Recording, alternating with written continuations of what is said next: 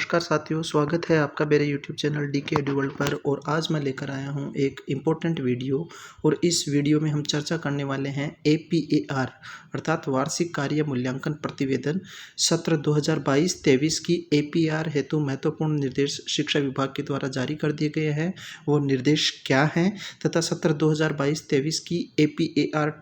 का time table की संपूर्ण जानकारी के बारे में इस वीडियो में हम चर्चा करने वाले हैं। साथियों, आप हमारे YouTube चैनल पर नए हैं तो वीडियो को अंत तक जरूर देखें तथा वीडियो को लाइक, शेयर व सब्सक्राइब जरूर कीजिएगा। तो friends, let us start today's important video session. In video session we are going to discuss about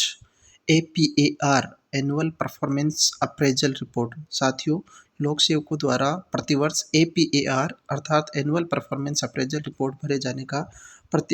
प्रावधान है। प्रतिवेदन में प्रतिवेदित अधिकारी के द्वारा जो आलोच्य अवधि होती है जिसकी आलोचना की जानी है, उसके कार्य के आधार पर संबंधित जो प्रतिवेदक या समीक्षक या स्वीकारकर्ता अधिकारी द्वारा निर्धारित समय अवधि में नियमांतर्गत टिप्पणी तथा मूल्यांकन किया जाता है। इसके संबंध में विभाग के द्वारा समय समय पर परिपत्र और आदेश भी जारी किए जाते हैं। तो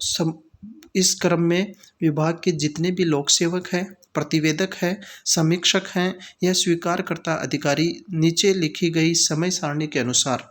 शालादर्पण के पोर्टल के एपीआर मॉड्यूल के माध्यम से सत्र 2022-23 का जो वार्षिक कार्य मूल्यांकन प्रतिवेदन है उसका ऑनलाइन प्रविष्ट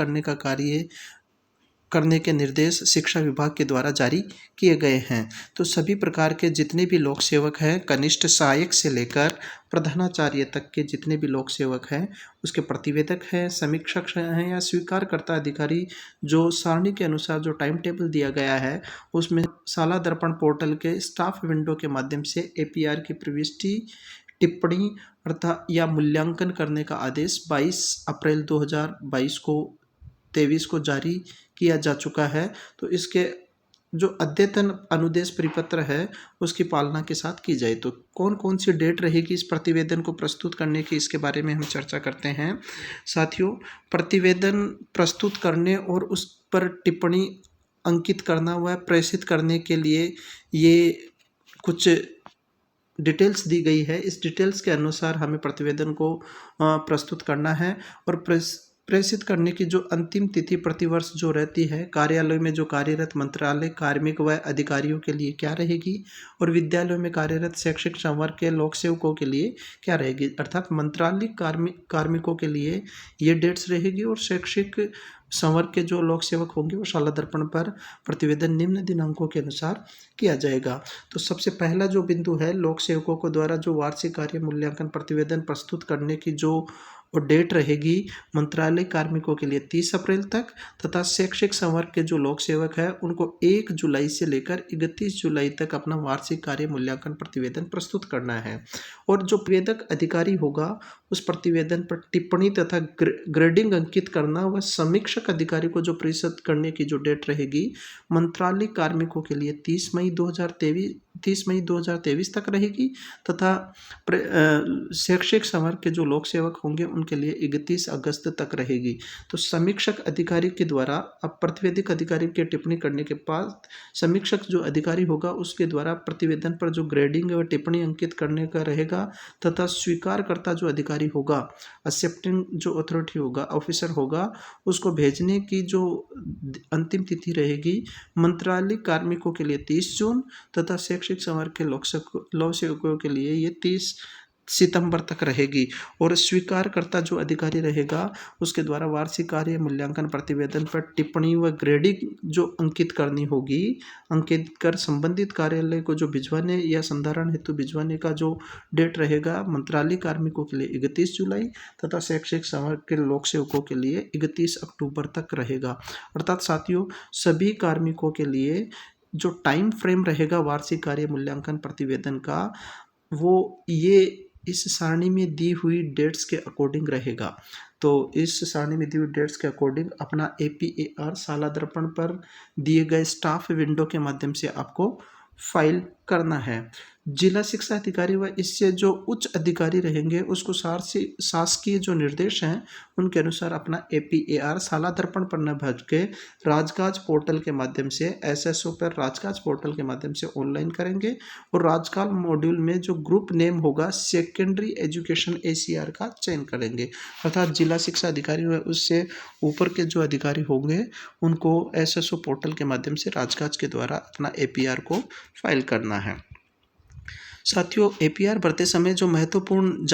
निर्देशों का अपने को ध्यान रखना है। लोक सेवक जब भी साला दर्पण के स्टाफ विंडो के माध्यम से अपनी APR को ऑनलाइन कर रहा है उससे पहले अपने से संबंधित जितनी भी प्रकार की सूचनाएं हैं जैसे नाम, जन्म तिथि, एम्प्लॉय ID, पदस्थापन स्थान, विषय आदि का भली भांति जांच कर ले और अगर इसमें कोई त्रुटि है तो सर्वप्रथम साला दर्पण के प्रपत्र 10 साला दर्पण पर प्रपत्र 10 में आवश्यक संशोधन करें, उसके बाद ही अपना APAR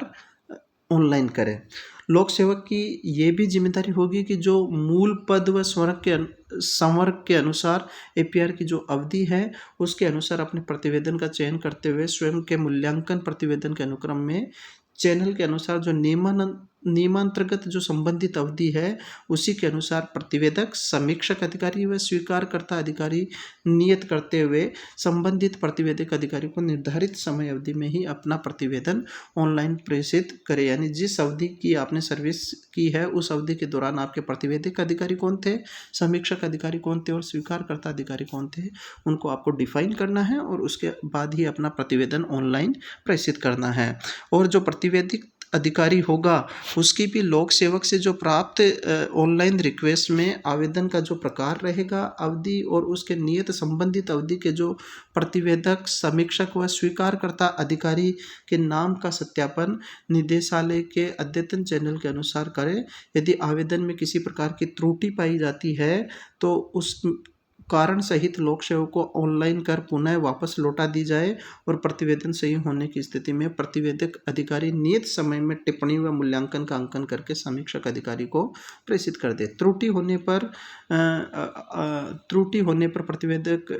जो अधिकारी है वो लोक सेवक को वापस अपने लौटा दे और अगर त्रुटि नहीं है तो जो समीक्षक अधिकारी है उसको रिव्यूइंग ऑफिसर है उसको वेरिफिकेशन के लिए भेज दें। प्रतिवेदक अधिकारी ये भी सुनिश्चित करें कि उसके प्रतिवेदन के भाग 2 के अंदर जो बिंदु संख्या 1 और 2 में की गई अभियुक्तियों और संख्या 5 में किए गए समग्र मूल्यांकन में एकरूपता हो। यदि प्रतिवेदन के अंदर आपको प्रतिकूल प्रविष्टि का इंद्राज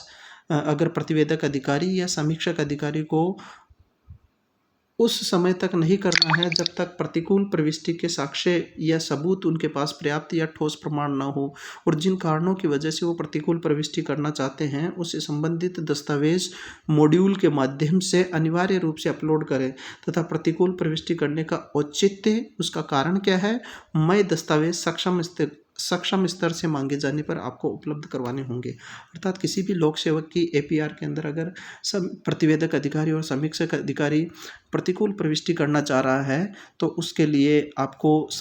ठोस सबूतों के साथ आपको वो प्रस्तुत करना होगा। और यदि प्रतिवेदन पर प्रतिवेदक या समीक्षक अधिकारी स्वीकारकर्ता अधिकारी के द्वारा उत्कृष्ट ग्रेडिंग भी दी जाती है तो इसके ग्रेडिंग का आधार स्वरूप कारण प्रतिवेदन में अवश्य लिखें। अर्थात प्रतिकूल व उत्कृष्ट श्रेणी के ग्रेडिंग अगर आप दे रहे हैं तो उसके संबंधित सबूत व आधार के लिए सबूत आपको प्रतिवेदक अधिकारी या स्वीकारकर्ता अधिकारी के द्वारा दिया जाना जरूरी है। कार्मिक विभाग के परिपत्र के अनुसार जो उच्च अधिकारीगण समीक्षक स्वीकारकर्ता को प्रतिकूल प्रविष्टि या प्रविष्टियों को निम्नगत या क्रमोन्नत करने की स्थिति में मूल्यांकन के साथ साथ जो टिप्पणियां कर रहे हैं उसमें कारण विवरण आवश्यक रूप से अंकित करना चाहिए। अगर उच्च अधिकारीगण समीक्षक किसी प्रतिवेदन पर प्रतिवेदक या समीक्षक अधिकारी द्वारा किए गए समग्र मूल्यांकन को उस स्थिति में परिवर्तित करे जब उसे प्रतिवेदक या समीक्षक अधिकारी द्वारा दिए गए मूल्यांकन को परिवर्तित करने के उसके पास ठोस प्रमाण हो, अर्थात प्रतिवेदक अधिकारी या समीक्षक अधिकारी के द्वारा ठोस प्रमाण दिए गए हैं, तभी आप उसको परिवर्तित करें, अदरवाइज परिवर्तित करने की आवश्यकता नहीं है। और सबसे महत्वपूर्ण बिंदु, अगर 3 माह से कम अवधि का ऑनलाइन प्रतिवेदन भरने व पूर्ति करने की कोई आवश्यकता नहीं है। अगर 3 माह से कम की सर्विस है तो उसके लिए प्रतिवेदन भरने की आवश्यकता नहीं है। अध्ययन अवकाश या आदेशों की प्रतीक्षा या निलंबित अवधि पर उस अवधि का ऑनलाइन प्रतिवेदन भी नहीं भरा जाए। ये हमेशा ध्यान रखना है कि 3 वर्ष से कम अवधि का अगर प्रतिवेदन है तो वो भरा नहीं जाना है। और जिन वर्षों की एपीआर ऑनलाइन प्रक्रिया से करने की तय की गई है, उन वर्षों की एपीआर ऑफलाइन कभी भी स्वीकार नहीं की जाएगी और न ही ये की जाए। एक लोक सेवक का ये कर्तव्य है कि अपनी एपीआर निर्धारित समय सारणी के अनुसार प्रतिवेदक अधिकारी को प्रेषित कर देवे। समय पर अपनी एपीआर अगर कोई प्रस्तुत नहीं करता है तो लोक सेवक को यदि भविष्य में किसी प्रकार का लाभ एपीआर न होने के कारण से वंचित रहता है तो उसके लिए वो स्वयं जिम्मेदार रहेगा। अर्थात एपीआर फाइल करने के कुछ महत्वपूर्ण निदेशक महोदय शिक्षा विभाग माध्यमिक शिक्षा के द्वारा ये जारी किए गए थे। साथियों, आशा करता हूं कि आपको ये जानकारी काफ़ी पसंद आई होगी, और अगर आपको ये जानकारी पसंद आई और इससे संबंधित किसी प्रकार की क्वेरी अगर आपके पास है तो कमेंट बॉक्स में कमेंट करके हमें ज़रूर बताइएगा। हमारे यूट्यूब चैनल पर आप नए हैं तो चैनल को लाइक करें, शेयर करें तथा सब्सक्राइब करके बेल आइकन पर क्लिक कर दीजिए, ताकि शिक्षा विभाग से संबंधित महत्वपूर्ण वीडियोज़ के अपडेट और नोटिफिकेशन आपको समय समय पर मिलते रहें। धन्यवाद साथियों।